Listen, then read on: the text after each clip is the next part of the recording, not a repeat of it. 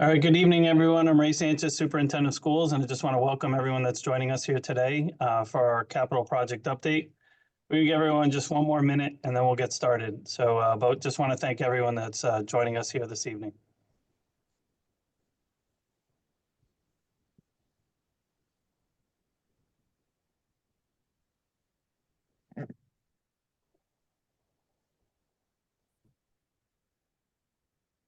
Okay, so why don't we get started? Again, I'm Ray Sanchez, Superintendent of Schools, and the intent this evening is to provide an update regarding our capital project.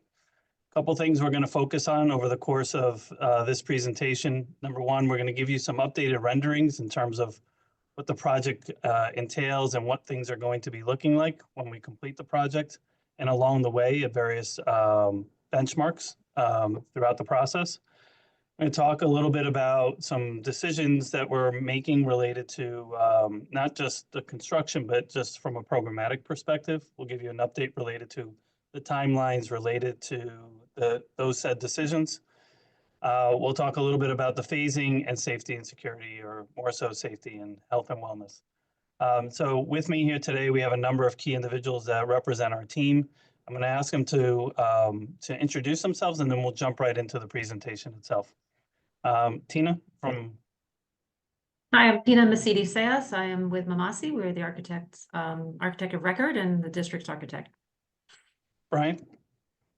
Good evening, everybody. I'm Brian Freed. I'm the Assistant Superintendent for Business here in the Public Schools of the Tarrytowns. Paul. Paul Tozzi from Harris Contracting, the district's construction manager. And Chris. Chris Hannenberg, Senior Project Manager at Harris Contracting, your construction managers. And then we'll turn over to Mike and then Rudy. I'm Mike O'Rourke, industrial hygienist, quality environmental. I'm Rudy Lipinski. I'm the Director of Field Operations here at Quality Environmental. We are the district's environmental consultant for the project. Okay, and just from a just process perspective, there are questions. There's a Q&A that you can ask questions. We'll try our best to respond to as many as we can. We're going to try to keep this to an hour, but anticipating we might just go over just slightly. But our hope is that if it's also not answered immediately, that we'll get back to parents, staff, and others that may regarding answers to specific questions. So with that, I'm going to turn over to Tina. Okay, so we are, as Dr. Sanchez says, we're going to be providing an update on the capital project. We are going to focus primarily on the following items. We're going to look at a project that we are currently in design and actually at SCD, the Sleepy Hollow Middle School Science Classrooms Renovation Project. Then we're going to go to the bond project and review the high school, middle school field lighting project, the field and bleacher project at Washington Irving, and then the big project, which is W.L. Morris additions and renovations. Then Eris will be speaking about the construction and along with the team for environmental protocols and process. And then Dr. Sanchez will be covering the reopening of Tappan Hill. Dr. Sanchez, did you want to add anything? Good. Go ahead. Thank you. Okay. Yep. So this is the both the floor plans and some images of the middle school science project that is currently at SED, awaiting approval. The hope for this project is for construction to occur this summer. We are taking two existing middle school science classrooms, which you see on the far top right image, and renovating them into a more modern learning space, essentially changing the direction of instruction and really opening up the rooms to be able to adapt to the study or lesson of the day. There'll be a combination of mobile furniture, different types of tables and table heights, a right-on wall surface, cabinetry and storage to support the needs of the classroom, and an instructor's table up at the front of the room, along with an additional teacher's podium in the corner. You can see that the space is also equipped with new lighting, new ceilings, electrical cord reels, again, to continue to provide a flexibility in the space. And this is just another view taken from the entrance of the classroom, looking out towards the windows and to the instructional room. Then we're going to move on to the field lighting at the high school, middle school. This is a fairly straightforward project. This is at SED, sitting at SED as well. We are essentially putting 4 light poles in to illuminate the track and to illuminate the surrounding areas just beyond that, and the fields as well. The bleacher and field project at Washington Irving, essentially we are replacing the turf field, reconstructing, removing and reconstructing the bleachers, providing a grass seating area. The new turf field will also have a walking track around it. We're looking at improving the site drainage and improving some of the fencing while also providing new fencing around. This project is also at SED. They have picked it up for review, and we are hoping for a start of 2025 summer construction as well. Again, these are some of the renderings, some conceptual renderings of what the new bleachers will look like. The seating hill, if you look at the bottom left picture, you can see the seating hill in that zone, along with some storage units on the right-hand side of the bleachers on the lower image location. Then we're going to move right into Morse. Just for a reminder of what the scope of work is, the goal of this project was to really resize the classrooms to provide larger instructional spaces, to provide a classroom addition to make up for some of the classroom needs, and also essentially renovating and reorganizing the entire building, including upgrades to all the instructional spaces, the administrative spaces, and all the student support service spaces. We will be including a new secure entrance vestibule, which also includes a security office, and upgrading the system altogether. One of the major things is that we are decarbonizing the building. So we're removing all the fossil fuels from the building and providing a new HVAC system and electrical service upgrade to support that. That also includes new lighting, new power and fire alarm and IT systems throughout, improved and plumbing systems as well. We will be renovating the cafeteria and the kitchen, and also removing hazardous materials, so an abatement project as well as part of it. This project was submitted to SED in early September, and the district took the initiative for a third-party review to expedite the process, which has allowed SED to pick it up much sooner than they would have. So we are awaiting approval essentially from SED right now.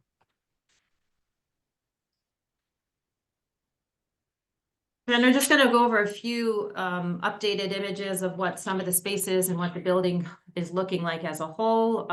The image to the upper left-hand side, let me see. Okay, right here. This is the existing building footprint, which is essentially a U. The addition fills the gap in this location and creates an interior courtyard space that is accessible from the first floor.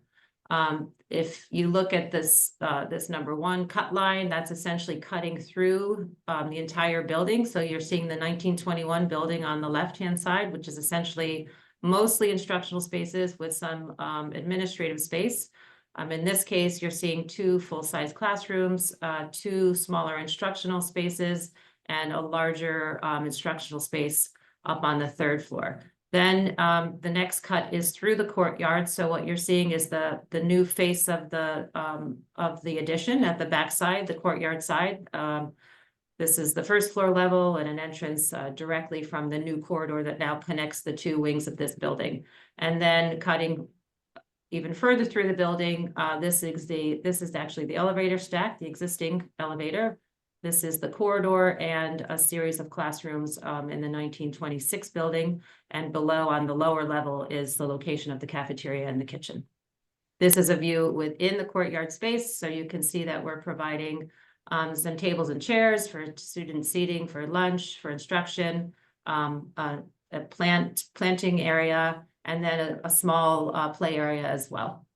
And then this is looking at the back, the north elevation. So the opposite side of this facade. This is the other new facade that is adjacent to both the 26 and the 21 building. This is essentially the same view, sort of looking down at what the building looks like. You can see all the new systems on the roof and the connection that it makes to the two original wings. This is a view or a rendering of the cafeteria. We are, essentially replacing all the materials, the ceilings system, the flooring, new wall paneling, brighter colors, new furniture, and also in this case, expanding the cafeteria to include this new space in the back to increase the seating capacity. This is a portion of the first floor looking at the entrance.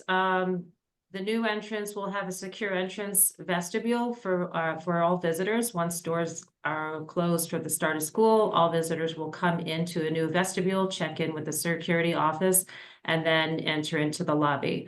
The main office is also off of the main lobby. And what you can see, this is the main corridor that takes you sort of down the hall to all the classrooms and to the connecting wings of the building. This is the original, existing conditions now. And this is what we are looking at once it is renovated. That's a typical corridor that you'll see across all floors. And this is an example of a typical classroom. In this particular case, it's an existing classroom that is now a much larger space that, as you can see, provides more square footage per student. It's brightly lit, new lighting, new ceiling, new flooring, flexible furniture to really create the zones that were developed during the program phase and planning phase of the project. And another view sort of taken from the back of the classroom, looking towards the instructional space, some of the pinup space, the cubbies, and the sort of main learning area. And lastly, this is an image up at the third floor. We were taking some of the existing space and renovating into a STEAM and library space. So this is one of the larger spaces. You can see there are existing skylights that we are making use of to get some daylight into the space.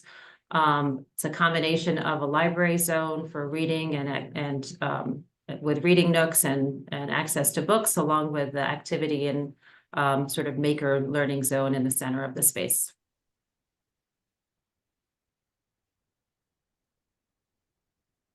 Then I think we're going to turn it over to Eris to go over schedule. The area that Chris and I are going to walk you is the schedule review, and then we're going to go into some construction phasing and sequencing so you understand how we're going to move around the building. And we'll go into safety controls, construction safety controls, and what controls we put on the project. And then we're going to pretty much end up with the help of Quest with the environmental protocols and the process. So let me turn it over to Chris to walk you through the schedule and the phasing. So what you see in front of you is the overall schedule for Morris. What you see in yellow here is the duration starting from summer of 2025 through the summer of 2027. So a full duration of 24 months for the complete renovation of the building and the addition in the courtyard. So we're starting summer 2025, working our way through the school year 25-26, working summer of 26, and then again through the school year 26-27, and completing at the end of August 2027 with full occupancy of the building again school year 2027. The next slide here. Sorry about that. The next slide is the overall site schedule for summer of 2025, and what this is representing is us starting the work on the site. Not only is the school going to be or is the district going to be removing items within the work area, but we also have to set up the work area itself. So what you see here is on the left-hand side of the building, as Tina had mentioned earlier, is a 1921 side of the building, and the right-hand side of the building is a 1926 side of the building. So on the 1926 side of the building, in the slides forthcoming, you're going to see a lot of the work happening over the 25-26 school year. The far right-hand side of the building here is where we're going to be mostly staging the project. So you can see here outlined in pink is the work areas. And the outside of that pink area is the construction fencing that's going to be set up. We're also allocating areas for fire department egress and ingress if needed. The right-hand side of the building here is also, we're showing a 6-foot wide covered egress pathway. That egress pathway would be only used under emergency purposes to exit out of the cafeteria. We're also representing in blue all the areas of ingress and egress out of the building that is going to be maintained. So the main entrance, the entrance on the basement level, and also the entrance and egressing out for playground purposes is going to be used throughout the year. So there is no change in any of those items during the summer of 2025. If I can move to the inside of the building here. For the most part, for what we're looking at here, again, the areas in pink are the areas that are going to be under construction, and the areas in green are going to be the areas that are going to be occupied throughout the school year. So you can see about 60 to 70% of the building is going to be occupied and usable, whereas only about 30 to 40% of the building is going to be under construction. So the right-hand side of the building, 1926 side of the building is going to be under construction, and for the most part, the left-hand side of the building is going to be occupiable. First summer is the summer of when we're going to be installing a lot of dust partitioning, which I'll talk about here a little further in a few minutes. We'll bisect the areas of construction versus the area of occupancy. The first summer is also the heavy summer for demolition, abatement, and then the beginning of that reconstruction process begins throughout the school year. So I can also point out the various areas in teal are buffer areas. So those are areas that are really limited construction is taking place in those areas, and it allows for a good buffer between the construction area and the occupied areas. So again, And through these slides, focus in on the green areas, because that's the areas that can be occupied by the district. So during the summer, we also have to get those areas ready, and with the district's help, ready for occupancy. So as things shift around, you can operate out of the building without issue. so again, this is summer 2026, and you'll see with the school year 25. Actually, I'm going to concentrate here a little further. There's some partitioning here in the corridor that I had mentioned earlier. That partitioning there, again, is bisecting construction from occupied space, and I'm going to talk about those partitions here a little later in the presentation. I'm also representing in the areas with blue for egress. So egress is being maintained as a safety item throughout construction.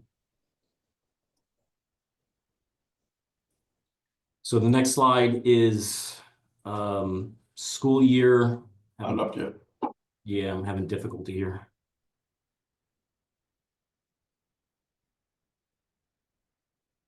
Tina, can you advance the slide? Thank you. School year 25-26, as Paul said, concentrate on the areas that are green. These areas are occupied. The areas on the right-hand side of the screen, mostly pink, are the areas that we are under construction. I don't know what's happening here.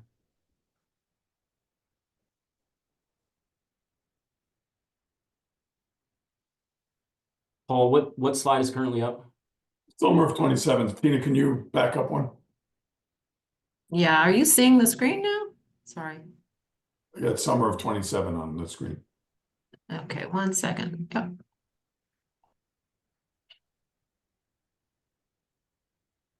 There you go. Okay, yes, school year 26-27. So again, All right, go ahead.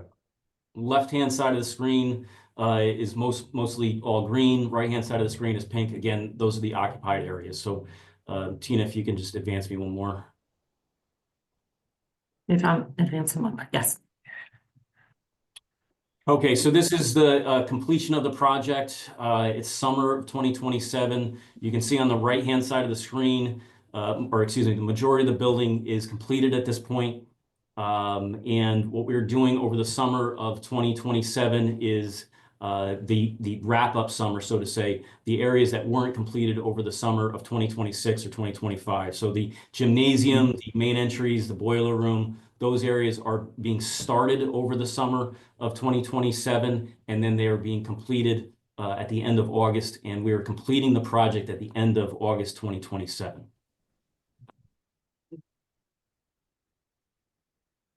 So the way we go through a project along the way is you first sequence the project out and how we're going to build this.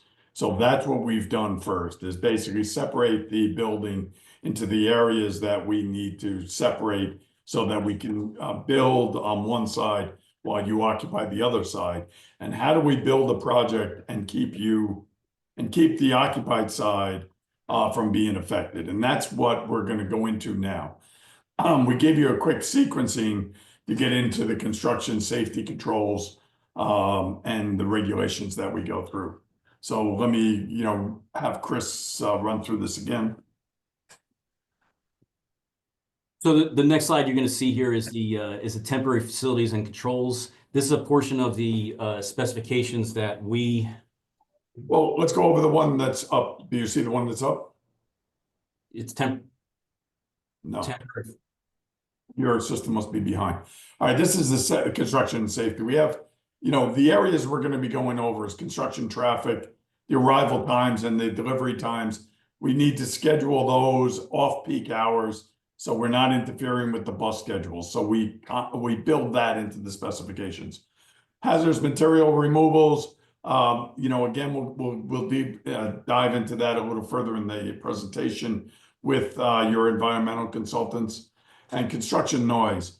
So the peak noise in this project is really limited to the structural steel, the foundations, and the demo, which is happening during the summer. So we're doing that. So we're trying to plan for the noisy operations to be outside of the normal school times. So we have a bunch of requirements on the right side of the screen. These are the state mandated regulations that are in there. We meet these and in most cases exceed these because we add to it. And we're going to basically move on to that so you understand some of the controls. This is a very large project. And on here, we don't get to pick our contractors here. This is a public works project. And in New York State, Public Works is an open bid process, and the award is by the lowest qualified bidder.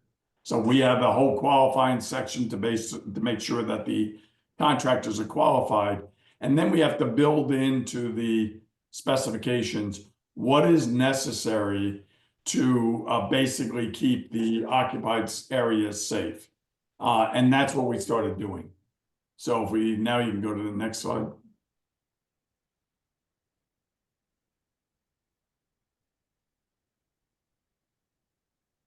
So yeah, so we build into this front end specifications. It's something that we author. We author a series of specifications. We're going to pull out two of those specifications to specifically talk about. So the temporary facilities and controls is a front end specifications that we author. And if you can go to the next slide, Tina. Well, this also is to give you an idea on that one, it's a 16-page document. So it's a pretty extensive document to basically, our idea behind it is we're trying to get the contractors to understand all the requirements that we're trying to build in. So part of those requirements is with ventilation and humidity control. There's certain air exchanges that are needed within the project. There's negative air systems that are going to be installed in the project. Part of that I'll go over with the construction and dust control and indoor air quality plan with a separate specification.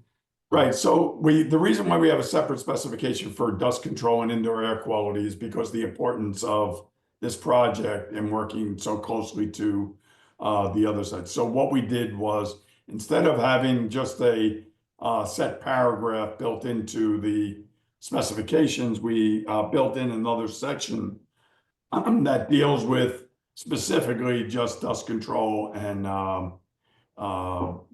and temporary conditions like that. So go to the next slide. So that's section 01-5600.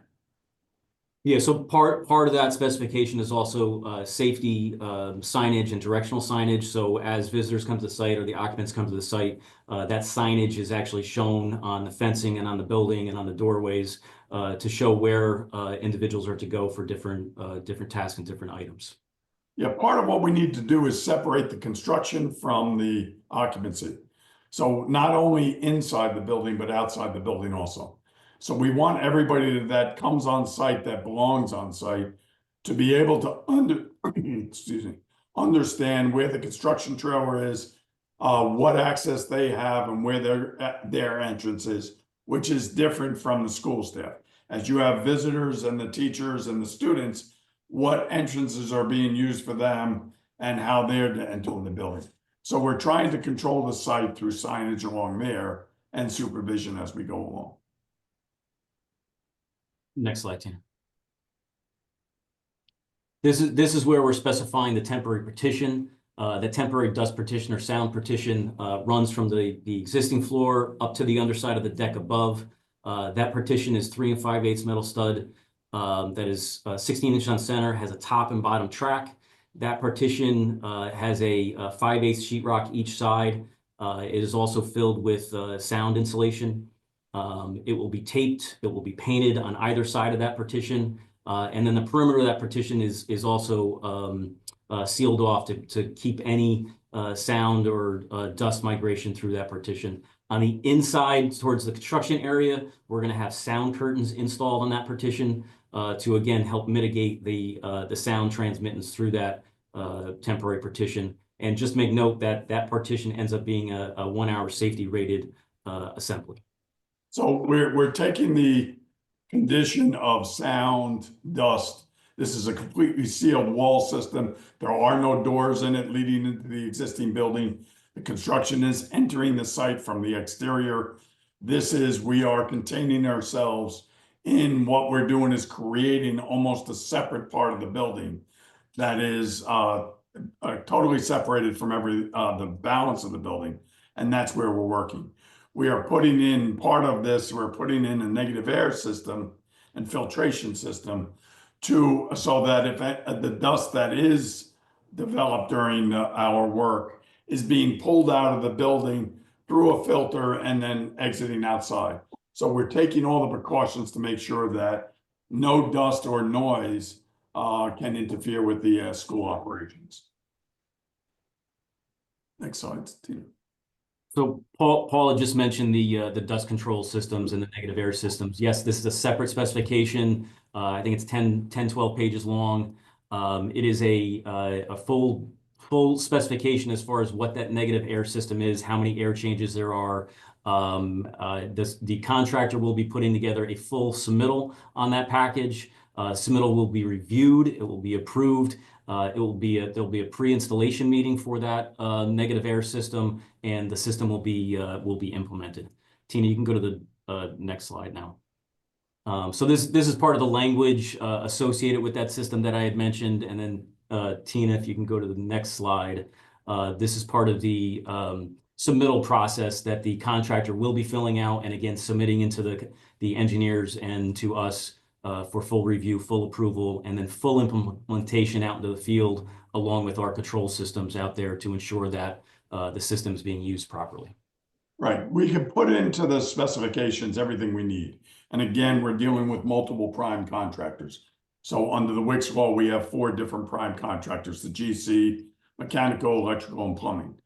And doing that and having to work with the separate contractors, we want to make sure that the plan that they're proposing, which is specified. So this is really, it's in the documents. We're making them identify that plan and what they need to do to basically meet the specifications that's there.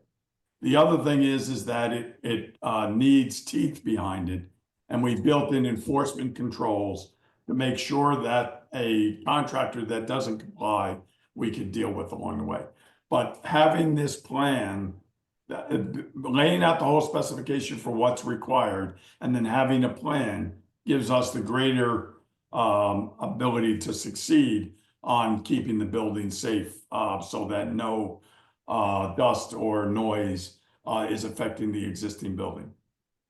One of the things, and going on from here, and let me just get into the front end of the abatement a little bit, in that one of the good things about this project is that Quest has done a great job of going through the entire building, and Rudy or Mike can explain how many tests they actually took of all the materials. But there's a pre-construction material sampling that they went through. So they've gone through this whole building, sampled everything that they can reach and touch, and to find out, so we know exactly where the asbestos is. The good news is that it is not extensive in this building. It's in the floor tile, mastics, and some insulation. So even though all precautions, and I'll have them lay into that, are being taken, the process is for a project this size, the abatement is actually minor from what we would have normally expected. And Mike or Rudy, Mike, let me let you jump in. If you can basically try to explain the process that we go through and what you do to protect the district and the occupants. Well, again, once the asbestos has been identified and submittals are made to State Education Department for approval and the New York State Department of Labor, and in some cases the US EPA. Once all those approvals are given, then they can move. You can move forward with awarding a bid to a contractor. And again, the process is via Code Rule 56, which is oversees asbestos abatement in the state of New York. And again, all of this work is done by SED rules while the building is unoccupied. There's only limited circumstances and limited amounts, and it's under strict control when the building has people in it that there are very limited amounts. So by and large, this has to be done while the building is unoccupied, and this is all done under negative pressure. Our work areas will be under negative pressure. They will be under containment. There will be multiple layers of poly sheeting used.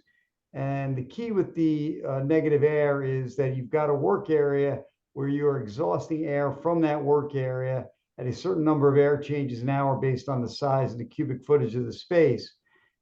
And by doing so, you're sending it through a series of pre-filters and then a high particulate air efficiency air filter.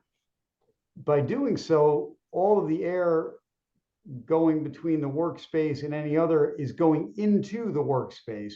So any fibers being generated within the workspace cannot escape the workspace while it's under negative pressure.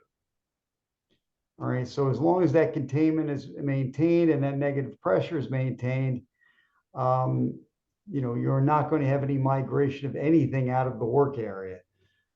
Quest will have certified and experienced staff overseeing the project as project monitors and air technicians. Prior to any final air clearances, there will be daily air monitoring as well. And anytime there's an issue with that daily air monitoring, there are procedures that take place with cleanings and waiting periods and retesting. And again, once the project is deemed complete in that work area, then the project monitor deems it completed, and then we go to final clearance air sampling. And then when the final clearance air sampling shows that we have met the criteria in Code Rule 56, then that work area can be broken down and turned back over to the contractor. In this case, that would be Aris as overseeing that. So the real key to the success of abatement is you really go into the site and before you do your criticals, plastic everywhere. you do background samples. And then you put up criticals and you do more air sampling. As the project is, as the work is moving forward, you're continuing to sample on a daily basis the work to make sure that the limits are in the low enough and it's being contained.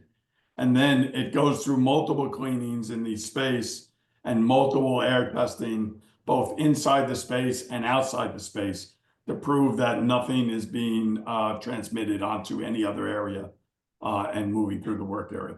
So it's a highly regulated industry and task, and Quest will be there the entire time during the abatement process. Yeah, the air sampling is done both inside the work area and outside the work area to make sure that there is no migration. And again, when final clearances are done, it is both inside and outside the work area. Once the final clearances are achieved, then it's, proceed to break down. And then, of course, the final step is to get the waste off site. And once the waste is off site, the project is completed and notified to the New York State Department of Labor. Mike, I think you said this already, but just a quick question. Can you speak to the negative air machine or negative air systems pre-filter, and then the exhaust air that goes out of the building, where that exhausts to? Can you speak to that? Yes, of course. The negative air machines are set up with a series of pre-filters to filter out large dust particles. And then there is a high efficiency particulate air filter known as a HEPA filter, which filters all particulate down to 0.3 microns. A micron is a millionth of a meter. So we are filtering out, in those cases, things the size of viruses and bacteria at that point. And that air is then exhausted out of the building, again, a certain number of feet away. And again, anything as far as a door, a window, an outside air intake is critical off with 2 layers of poly sheeting, so there cannot be any migration back in that way, even though the air is been completely filtered. And again, with the key with the negative air machines is by exhausting X number of air changes an hour out of the work environment, the only migration of air will be into the work environment as opposed to out of the work area into the remainder of the building. So the air is coming from the remainder of the building into the work area and then is filtered and exhausted out of the building. Right, and I can just speak to the exhaust itself on this specific project will be most likely into that alleyway, into the construction area. Certainly not going to be in and around kids or occupants, that sort of thing. So, yeah, think of it as what we're trying to do is create almost like a separate building so that there is no connection between the two. And then everything we do will have that same process going forward. Yeah, the idea of all this talking to is to kind of create separate, completely separate environments so that where this work is being done is not in an area that's occupied by anybody other than those people doing the asbestos abatement and those folks relative to that, like the project monitors, the air techs, and any authorized visitors. Okay. If you guys, if that's about all you have on that, we can, I think, move on to the next slide, which would be Dr. Sanchez. I think this is yours. So I'll take it over from here. And I see some questions regarding tap-in. So I'm hoping that over the course of my few slides that I'll be able to address some of those questions. So you heard a lot about the construction piece, and what I want to focus on more is some of the programmatic components and some infrastructure to make sure that the building is ready for our scholars when they enter the building in September, and also for our staff. So what I want to share with you just in general, there are going to be some upgrades that we anticipate making to the building, more so cosmetic. We're going to hopefully over the course of the summer address ceilings and lightings, just improve them and bring more energy efficient bulbs into the building itself and redo the ceilings. There will, anticipated through our energy performance contract, eventually be a roof replacement. And that will not be as kids are in there. So I just want to be clarify that that won't be when students and staff, they'll likely be over the summer. And then you can see in 2027, we anticipate replacing the floors and then window system replacement as well. And then some minor renovations and others, you know, over the course of those 3 years. And then they're on after, which is what we normally do over the course of any school year. So the next slide. So what I want to share with you is just what you'll see here are some milestones and timelines, more in a broader sense by seasons. But behind this, there is a large Excel sheet. We meet as a team every other week to go over very finite details related to various topics to make sure that we're not missing anything related to the opening of Tappan. And I want to thank the team that's been involved in this because it's been extensive, from our tech director to Mr. Wally, transportation, our director of facilities, and more have been part of bi-weekly conversations, and then there's meetings in between.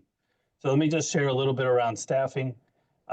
More so, our plan is to inform staff in February, where they'll be assigned for the upcoming school year.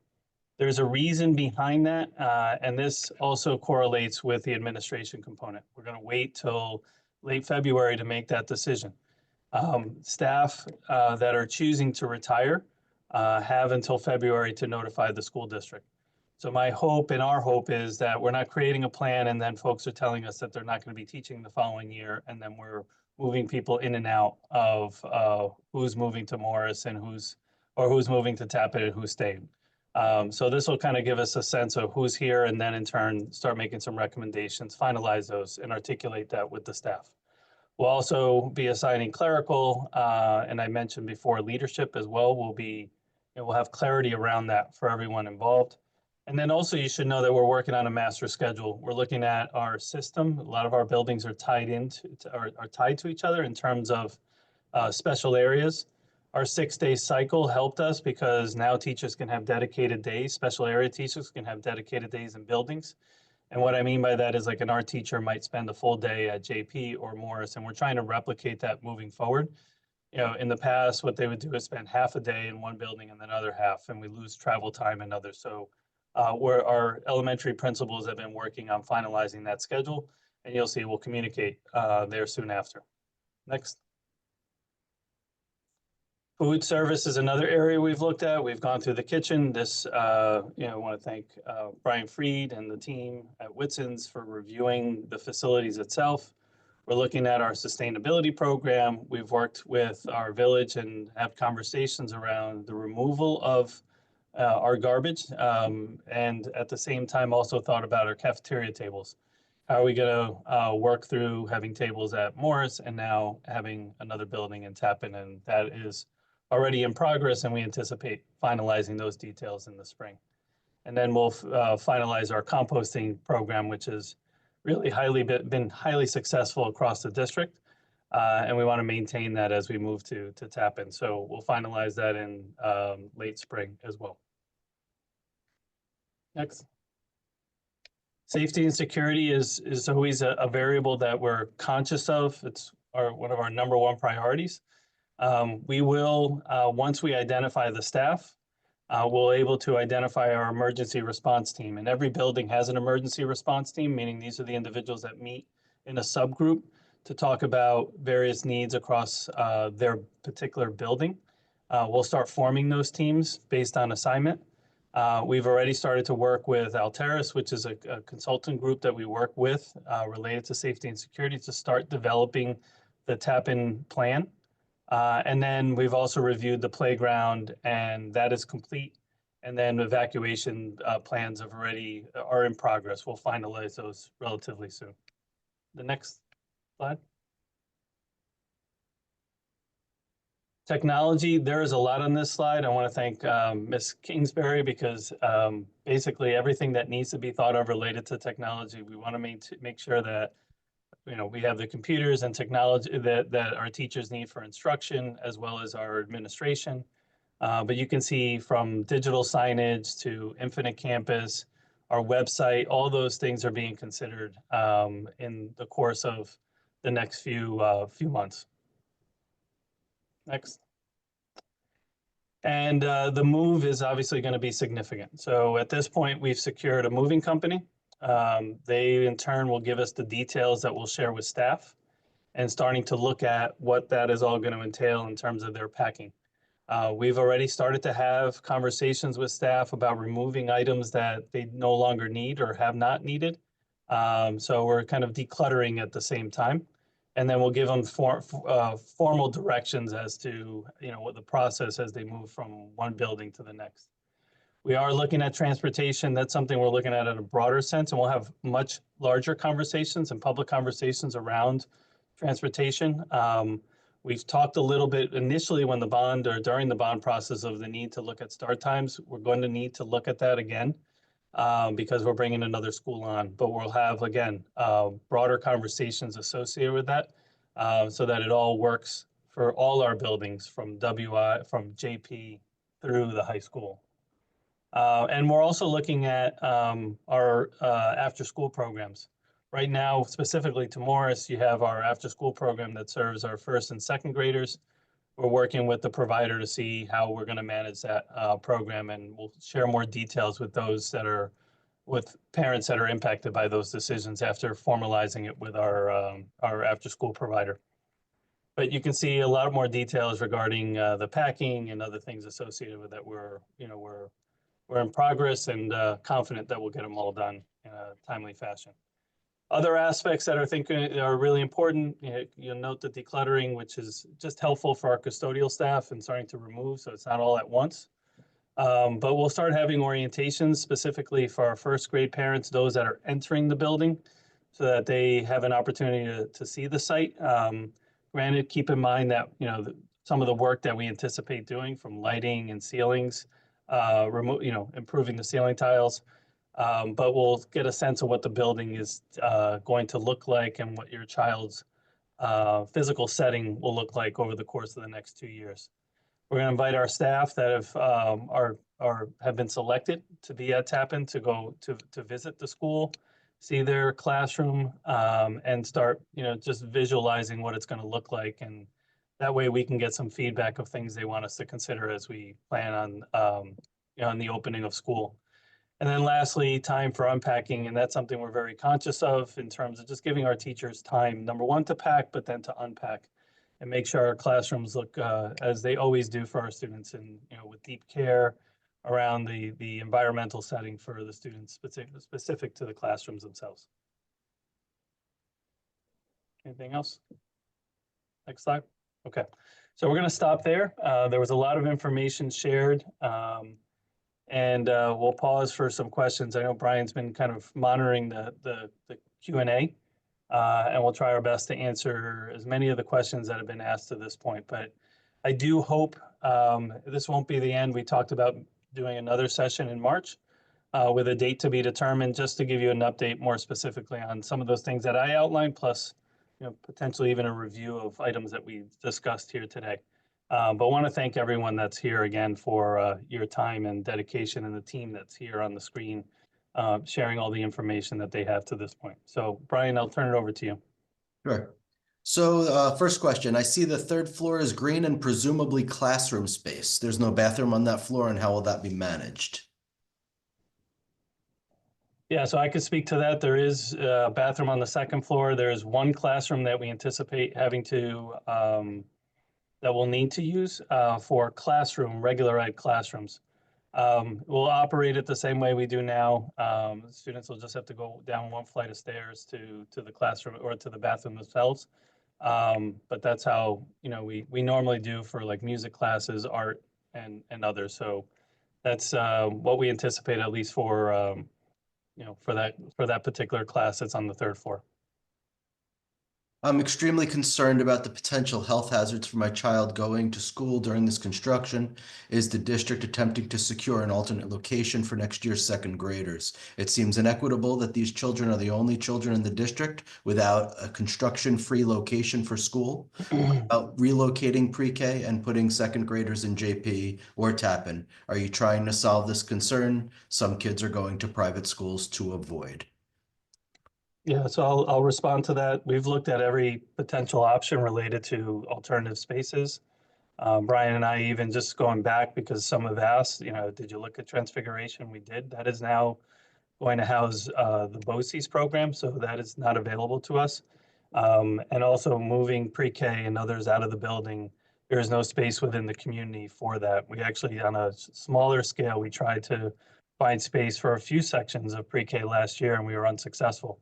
So the way in which we configured it is what we outlined initially for our community, and that's likely going to be the case. Although, we're always keeping an eye out for, options, but that is what we've outlined to this point.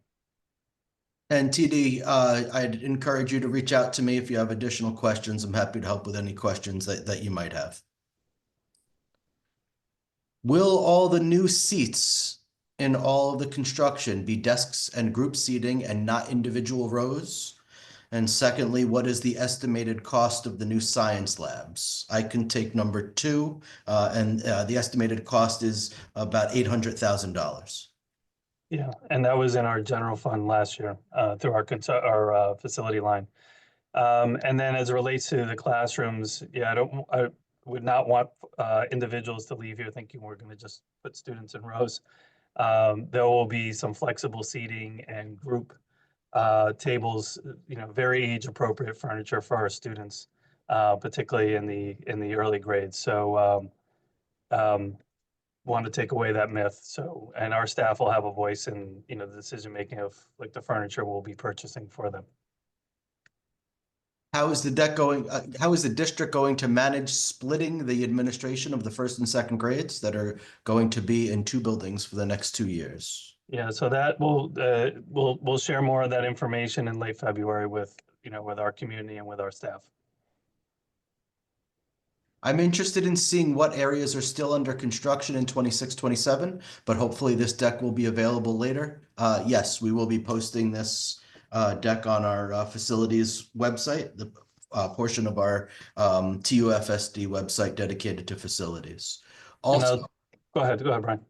Also, will 3rd floor be classroom space during construction? If so, where is the nearest bathroom?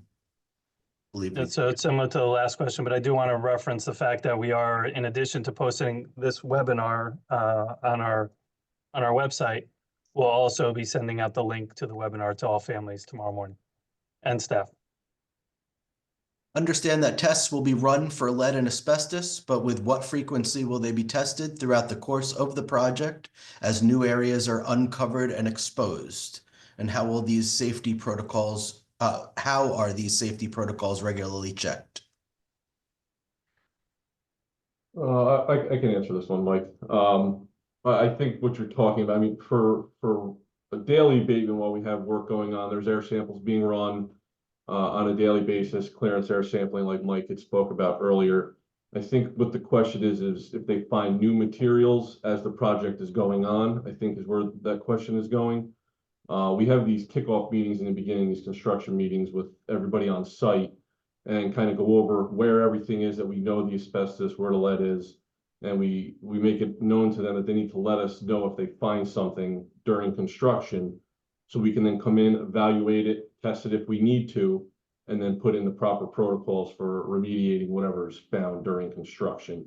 And again, this all goes back to the barriers that are going to be in place to prevent that migration of anything going from one side to the other. As soon as they find something, they stop work, they bring us in, we take a look at it, sample it if need be, and then we put the proper plan in place to move forward and remediate whatever is identified.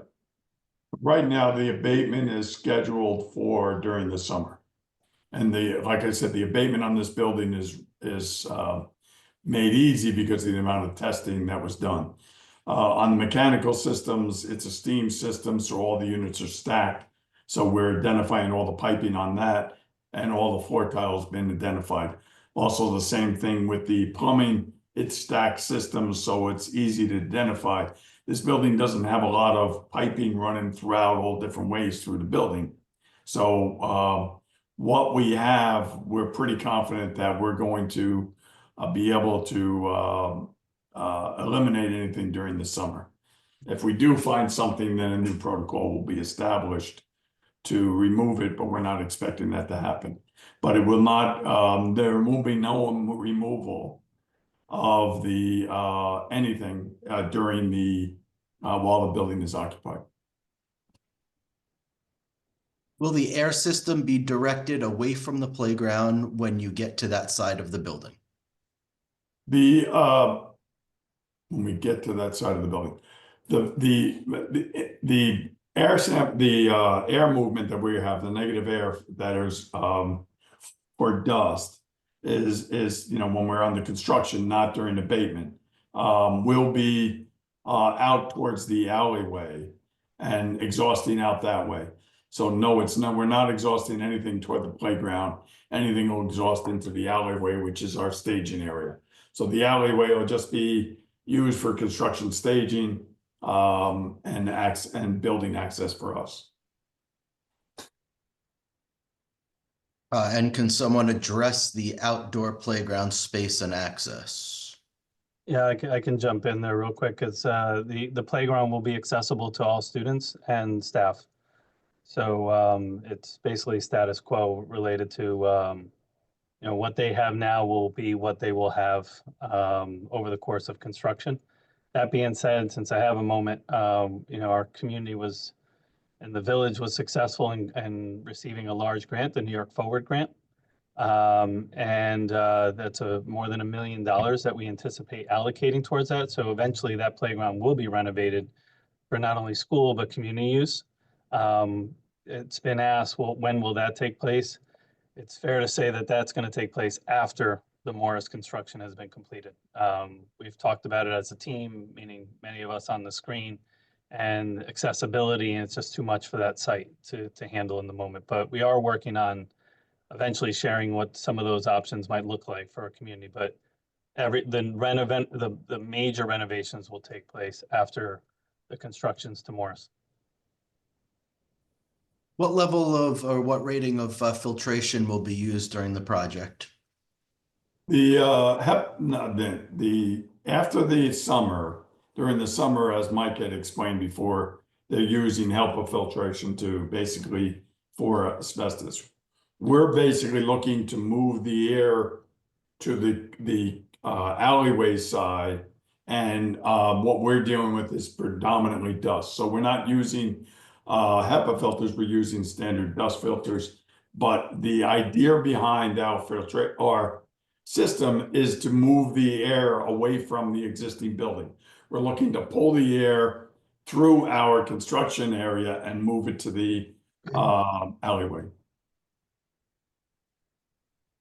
Thank you for all the detailed information on this important topic. Will there be continuous or daily monitoring of environmental quality in occupied spaces?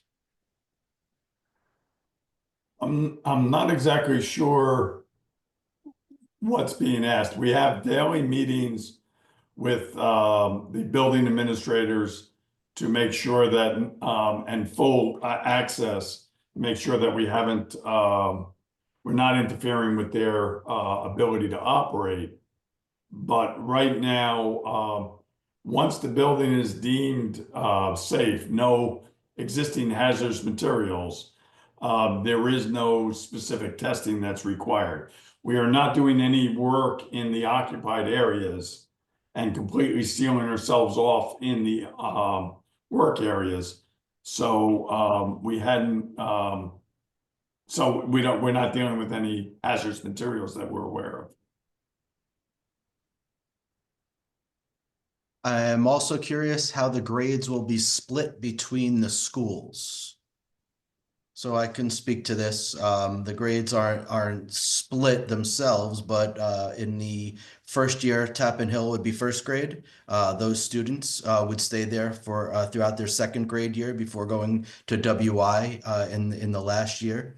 And there'll be a second grade will be starting at Morse and staying in that building, and then it'll become a first grade building.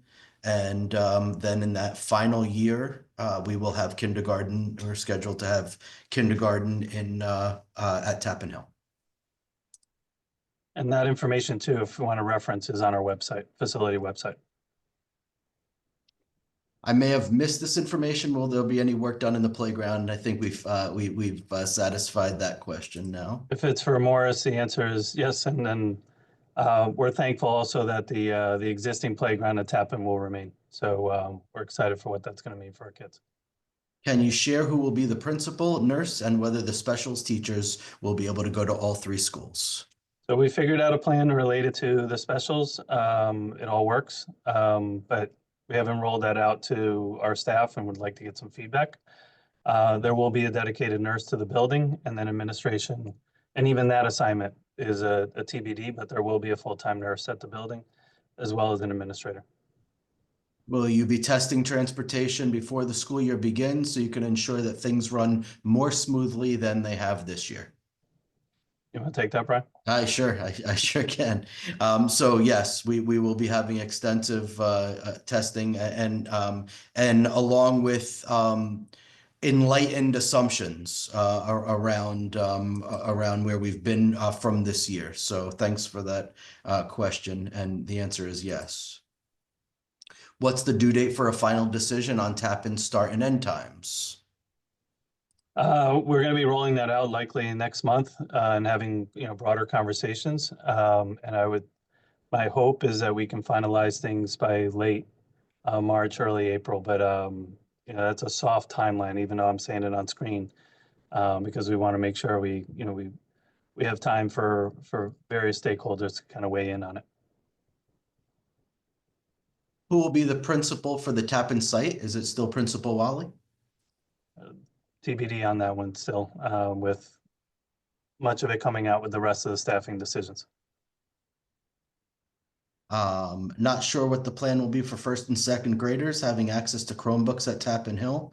But one pain point at WI is that there are not ample charging stations and kids end up needing to take them home to charge regularly. Will Tappan Hill have enough technology upgrades and access to power to handle these kinds of needs should they be used?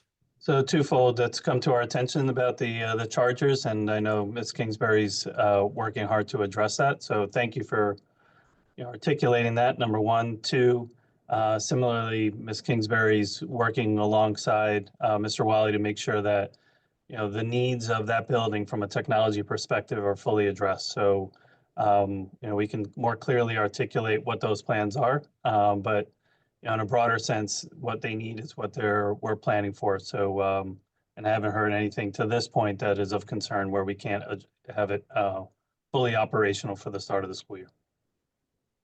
Have you considered relocating pre-K? And I'm having problems with this question, the understanding, to accosted current first grade students. We may have to skip that one. I'm not sure what that means. Okay.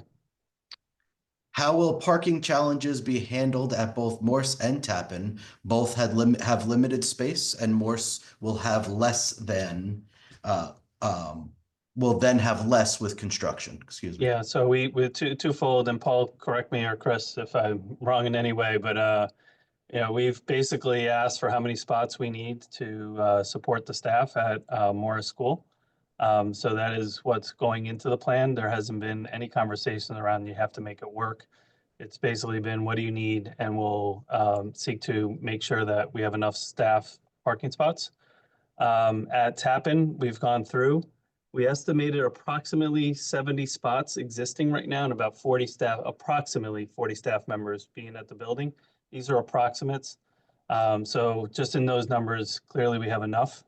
And we're hopeful that this will provide adequate space for visitors, parents, and others should they come to visit the site.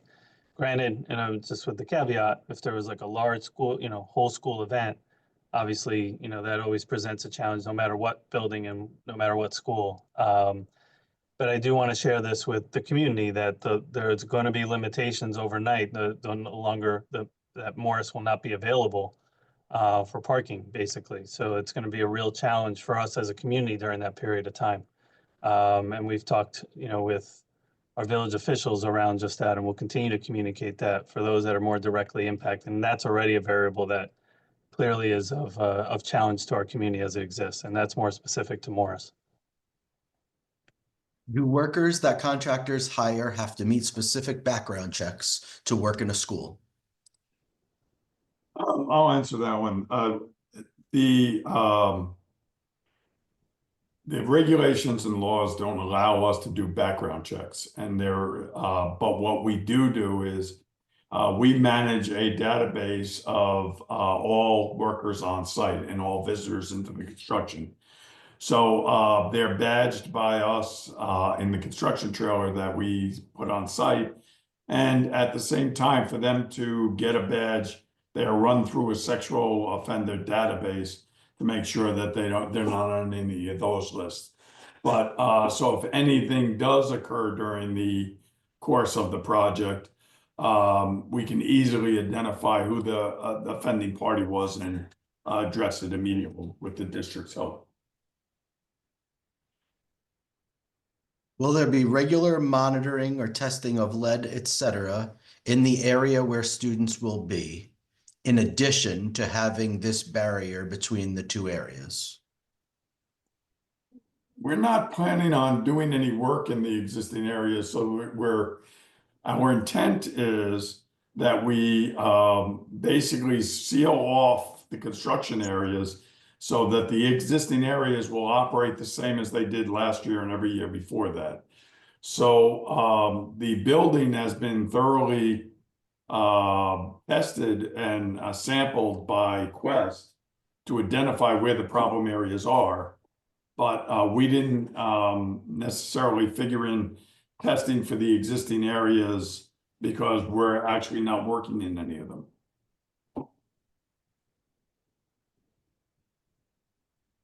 Has the district looked into renting an empty school building like Transfiguration School? This could ease the safety concerns for the incoming second graders. So Go ahead, Brian. Go ahead. yeah, so in fact we did. We had those conversations with Transfiguration, and you may recall that as a result of our taking Tappan back, BOCES was in there, and they will no longer be in there, and they are actually leasing the space from Transfiguration. But we did indeed look into such an option. And we've looked at other spaces, like St. Teresa's is not in a position to, the building itself has a great deal of needs, so it's the only other alternative that we might be able to consider within our community. But I do want to say that we looked at basically most everywhere that we could potentially address this. I believe it was Paul Tazi who mentioned enforcement teeth to potential violations. How frequently is contractor compliance with environmental and safety procedures checked? We have a construction superintendent on the project the entire time the project is under construction. So our people open the building and close the building or the construction areas, based on when the first person shows up to the last person leaving. The teeth I was talking about is that if we have a contractor that fails to comply, we need a means to force compliance. Because if they're not going to comply, we need to basically take action against them. And that will be part of the construction superintendent. We have a process that we've been very successful with about getting compliance from all our contractors. A lot of it goes by how detailed our rules are and the regulations that we're showing. That's why in the beginning of the project, we tried to show you that we've spent a lot of time developing the sections to make sure that we are separated and containing everything within our own areas. Which grades would be moving to which schools and for how long? I think we've answered that. Yeah, I just want to just remind everyone to visit our facility site because it has the sequencing, and I think you know, Aris, they create a nice timeline of who goes where and when. How will noise in the building be mitigated during school hours to facilitate an appropriate learning environment for children? Okay, you know, the areas that we are separating, the walls that we are putting up on the temporary wall system is a sound barrier also. It's a fire rated wall, but it's also a sound barrier. That has acoustical sealing on the top and the bottom. So we're actually creating a barrier from the lowest level to the upper level to separate that completely. On the inside, and that barrier, that wall has an acoustical insulation on the inside of it. Additionally, we put a acoustical curtain on the inside of the construction side to minimize the amount of noise that could penetrate that whole system.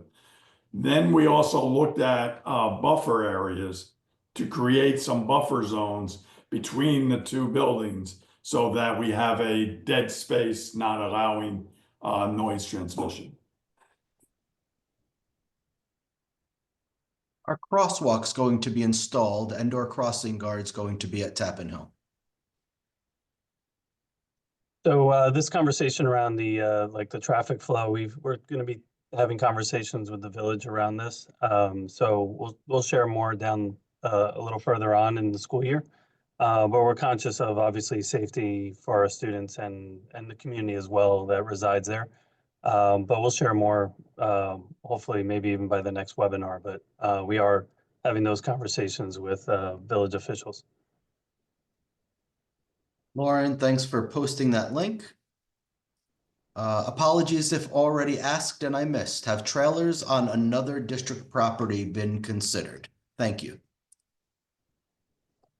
I think initially, and when we proposed the plan, that we were going to use our existing building to serve as that swing space, in this case, having Tappan available to us, and also to help address like just space needs across the district. I don't think, and maybe Paul, you can speak to us, that there was any real like great location within the context of our school district to put up the number of trailers that we would need for a full grade level. But I don't know if Paul, you want to just add a little bit to that as well. Issues. Well, that was one of them, in that you don't really have a lot of space to put these trailers to create a full grade level use, because we needed 10 classrooms to create a grade level plus accessory space. Cafeteria, the gymnasium, you know, and the other spaces for specials, etc. The other thing with trailers, the problem with trailers in state education department is that state education department does not like the use of trailers. They'll allow it, but their regulations on trailers are that they have to be built similar to almost like a permanent structure. Because a lot in the state, a lot of trailers, and you have one right now at JP, have been installed on a temporary basis to be used that is still there. And that trailer's got to be from the, I don't know, 70s, I would assume. So they're not keen on the use of trailers. Temporary conditions are something else, but it's very difficult to do trailers with all the accessibility necessary for it on an alternate space. And we didn't have a space large enough. Okay, so I think that's all our questions. But I just want to once again end with a few things that I referenced earlier. First of all, gratitude to everyone that's here, thanking the team that's on the screen for presenting, and thank you for your questions as well, because that helps us making sure that we continue to think about everything throughout this process. And I just want to assure you that there's a lot of time dedicated to, you know, the full bond, but, you know, particularly now with that first phase. We're going to post the webinar on the website so that you can access it. And we're also going to send it out tomorrow morning to put it front and center for those that may have missed it. And you may lead to more questions. So feel free to reach out to myself or Brian as it relates to specific questions. As we make decisions, we'll try to roll those out to you. And that specifically is around the questions like administration, and like traditions. I want to make sure that you know that like traditions are being kept in terms of like what first graders always do and second graders even being in different buildings, that we're thinking deeply about that. And then lastly, we would hope to have another session in March. That's not the end of our communication, but we did discuss having another webinar in March to help address, those pressing questions and make sure that everyone's fully updated on where we are. So with that, any other questions? Sure. And the I do comment see was one. around 5 p.m. Absolutely, Liz. So we can seek to find a better time if that works for all families, a little later if that's at all helpful. But again, thank you for your time. I hope everyone found this helpful. And we look forward to sharing more as we continue on. Thank you to the team that's here again. Take care, everybody.